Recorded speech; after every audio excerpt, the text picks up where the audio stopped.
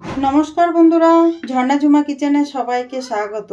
आज आमी फुलकपि दिए एक पकोड़ा रेसिपि तैरी करब। सेइजन्य देखें एक बड़ो साइजेर फुलकपि निये निয়েছি। फुलकपिटा केटे परिष्कार करे आमी धुए नेब। तो प्रथमे आमी पकोड़ा बानानोर जन्य बैटार तैरी करे नेब। एखाने आमी बाटी निये निয়েছি। बाटिर मध्य देखें आमी 2 चामच चालेर गुঁড়ো निये निलाम। दिए दिलाम देखें बेसन,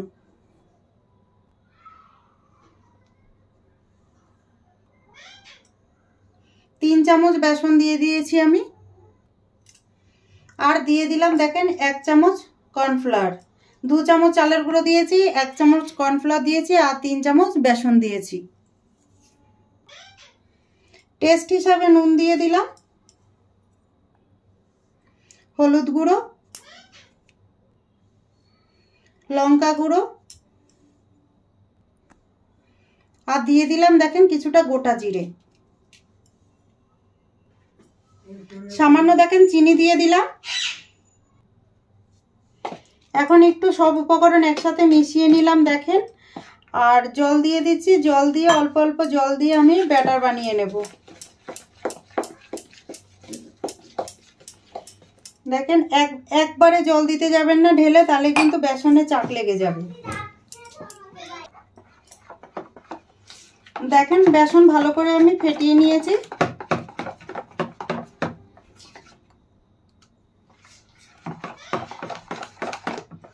এখন এটাকে আমি 10 মিনিটের জন্য ঢেকে রেখে দেব।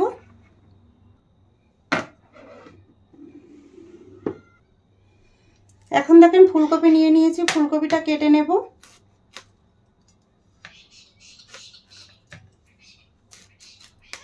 देखें सब केटे आमी आलादा करे निচ্ছি। प्रथमे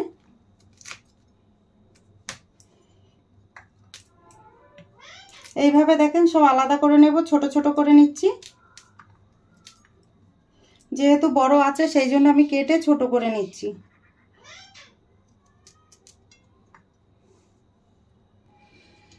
দেখেন ফুলকপি কেটে আমি ধুয়ে পরিষ্কার করে নিয়ে নিয়েছি আর ঠিক এরকম ছোট ছোট করে কেটে নিয়ে নিয়েছি। দেখেন কপির মধ্যে আমি কিছুটা নুন মাখিয়ে রাখছি।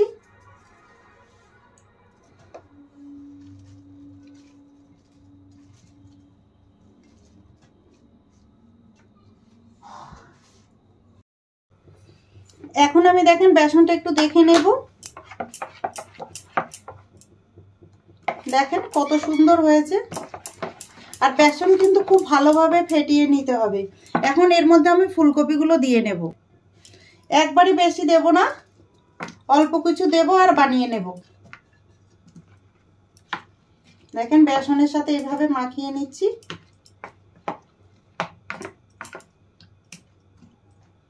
এইভাবে এখন একটা একটা করে ফুলকপি পকোড়া ভেজে নেব। দেখেন তেল কিন্তু ভালোভাবে গরম হয়ে গেছে। এখন আমি ফুলকপির পকোড়াগুলো ছেড়ে দিলাম তেলের মধ্যে।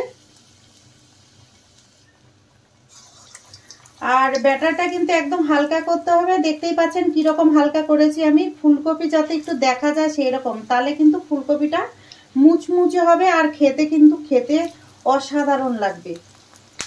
আর মোটা করলে কিন্তু ভেতরে ফুলকপি কাঁচা থেকে যাবে, ভালো ভাজা হবে না ফুলকপি।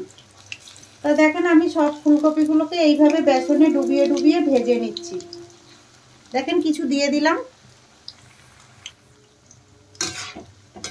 নেড়ে চেড়ে উল্টে পাল্টে ভালো করে ভেজে নেব ফুলকপির পকোড়া।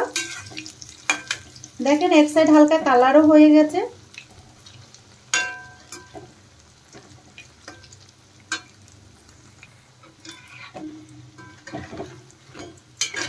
দেখেন ধীরে ধীরে কিন্তু লাল কালার হতে শুরু করে দিয়েছে।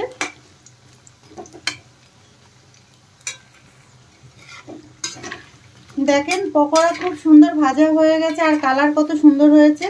আর দেখেন ফুলকপির ভেতরেও খুব সুন্দর ভেজে গেছে, মুচমুচে। দেখেন কত মুচমুচে। এখন আমি তুলে নেব, তেল থেকে ছেঁকে তুলে নিচ্ছি। পকোড়া ভেজে দেখেন আমি প্লেটে নিয়ে নিলাম।